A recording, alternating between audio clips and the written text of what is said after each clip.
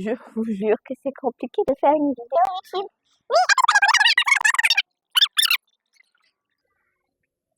C'est bon.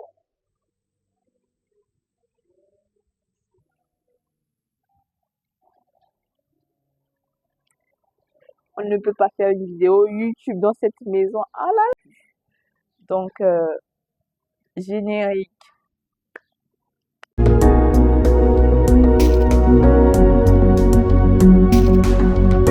Bonjour à tous, j'espère que vous allez bien et bienvenue sur ma chaîne YouTube. Je m'appelle Eunice et si tu es de passage sur cette chaîne et que le contenu te plaît, n'hésite pas à liker, t'abonner et activer la cloche de notification. Je dis ça, on ne sait jamais. Euh, donc, nous sommes à quelques semaines de 2025 et qui dit 2025 dit nouvelle année, nouvelles expériences, on recommence tout à zéro. Donc, j'ai décidé de faire cette vidéo pour vous donner mes 3 conseils pour démarrer 2025, mais en s'appuyant sur les expériences que j'ai eues pendant l'année 2024. Donc, je vais vous partager sur la base de ce que j'ai pu faire en 2024 pour bien entamer 2025. Donc, c'est un peu ça. Donc, je vais vous donner 3 conseils. Donc, le premier conseil, ça va être de fixer des objectifs SMART. Quand je dis SMART, simple, mesurable, atteignable, réalisable et temporel. Donc, je prends un petit exemple. Tu ne veux pas, euh, tu ne peux pas dire que je vais commencer l'année 2025 avec 10 000 objectifs. Non. Choisis peut-être 2 ou 3 objectifs bien précis et tu te concentres sur ces objectifs-là. Et prends des objectifs également réalistes. Quand je dis réaliste, par rapport à ce que toi, tu es capable de faire. Et quand je dis par rapport à ce que tu es capable de faire, je prends un exemple.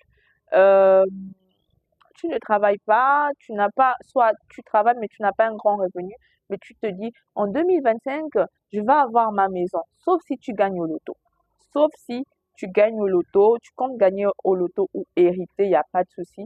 Mais si tu ne comptes pas gagner au loto, tu ne comptes pas, tu n'hérites pas, je ne vois pas pourquoi tu vas te dire, je vais construire une maison à mes parents en 2025 si voilà, si c'est pas le cas, quoi. Donc, c'est le premier objectif que, le premier conseil que je vous donne. Pour ma part, en 2024, j'avais 2 objectifs, 2 seulement. Écrire mon livre, il est là, il est sorti en septembre et je suis tellement fière de lui. Mon premier livre, c'était un de mes plus gros objectifs, mes gros chantiers de 2024 et il est là. Donc, premier objectif atteint. Deuxième objectif, terminer mon année scolaire. J'ai terminé mon année scolaire, sauf que je n'ai pas soutenu. Mais ça encore, je dirais que c'est parce que il y a eu des imprévus, mais au moins, j'ai terminé mon année scolaire, j'ai mes notes, j'ai mon bulletin, ça, il n'y a pas de souci. Donc, toi qui veux débuter ton année 2025, au lieu de prendre des résolutions à des longueurs de kilomètres de ce que toi tu es et de ce que tu peux faire, prends 2 ou 3 objectifs très smart pour pouvoir bien débuter ton année 2025. Maintenant, comme deuxième point, ça c'est très important, prenez soin de vous. Ça c'est ce que j'ai appris en 2024. Prenez soin de vous parce que dites-vous que vous êtes le moteur. Et si le moteur est malade, fatigué, la voiture ne démarre pas. Donc, parce que vous êtes le moteur, vous devez prendre soin de vous, prendre soin de votre santé. C'est vrai qu'il y a des objectifs en amont, mais c'est pas parce qu'il y a des objectifs en amont que vous devez courir vers ces objectifs au point de mettre votre santé en péril. Et ça, c'est ce qui n'est pas bon. Par rapport à moi, mon expérience en 2024, par rapport à la santé, j'avais deux objectifs en plus de marque et voilà, j'ai tellement foncé sur le champignon que madame est tombée malade. Je suis tombée malade, j'étais hospitalisée au Sénégal et franchement, c'était horrible. Je ne me sentais pas bien. et je ne veux plus revivre cette expérience. Et quand je suis sortie de l'hôpital, ça a été un déclic pour moi. Un déclic pourquoi? Parce que j'ai compris que la santé était importante avant tout et qu'il fallait aller doucement. C'est pas parce que on n'a pas, euh, voilà, on a des objectifs qu'on doit atteindre ces objectifs quitte au péril de notre vie, de notre santé. Même si ça ne se passe pas sur toute l'année, vous avez 12 mois, échelonnez ces objectifs sur les 12 mois de l'année.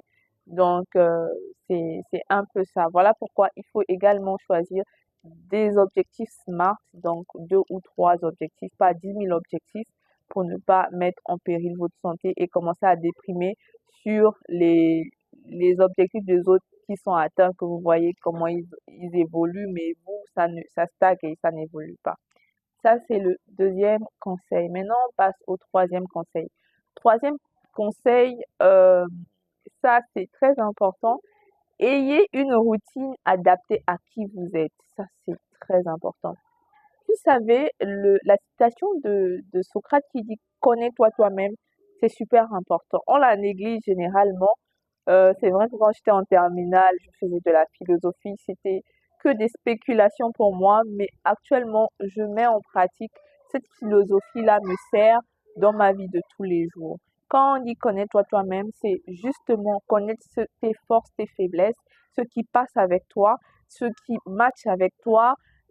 Voilà, c'est beaucoup de choses. C'est vrai que la connaissance de soi, c'est un long chemin, mais quand vous devez euh, mettre en place des objectifs, vous devez adapter une routine qui passe avec vous. Voilà, qui passe avec vous. Je prends un exemple. Moi, je vais prendre l'exemple sur moi. Pour la petite histoire, moi, je suis pas du matin en matière de sport. Si tu me dis que je me lève chaque matin pour faire du sport avant d'aller au boulot, mais tu me perds parce que je vais arriver au boulot hyper épuisée. euh, voilà, je vais arriver au boulot hyper épuisée et je ne serai pas très productive sur mes tâches. Or, je suis de l'après-midi. Je suis des personnes qui doivent organiser une séance, doivent organiser, avoir un planning bien établi avant de faire une certaine chose. Parce que je suis comme ça, je vais adapter une routine de sport à la personne que je suis. Exemple, en 2025, moi, j'aimerais bien mettre du sport dans ma routine parce que je prends de l'âge et quand on prend de l'âge, on doit faire attention à sa santé et c'est là où le sport devient important. Et parce que le sport devient important, moi, j'ai décidé de faire le sport une fois par semaine, le week-end. Je me donne une petite distance parce que, voilà, ça fait longtemps que je fais le sport. Et je sais que mon cardio, c'est plus vraiment comme si j'avais 18 ans quand je mettais l'esprit. Non, c'est plus comme ça. Et du coup, moi, ce que je fais, c'est que je vais mettre une routine en fonction de comment je suis, de ce que j'aime et de ce que je peux faire. Et au fur et à mesure, je vais augmenter la cadence. Ça, c'est vraiment super important. Avoir une routine saine en fonction de qui vous êtes. Je prends un exemple pour les filles. Un deuxième exemple pour les filles. Mesdames, on veut tous être on Netflix pour 2025. On veut être sur notre meilleure version et tout changer certaines choses.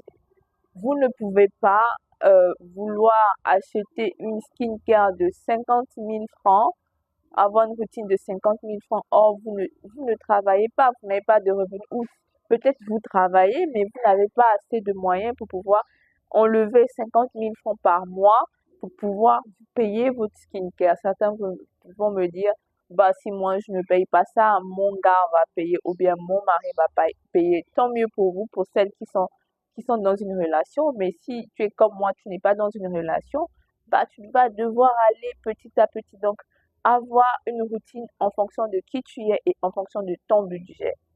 Donc, c'était les 3 conseils que je voulais donner pour bien démarrer 2025. Donc, on va récapituler. On a avoir des objectifs SMART, prendre soin de sa santé parce que c'est super important.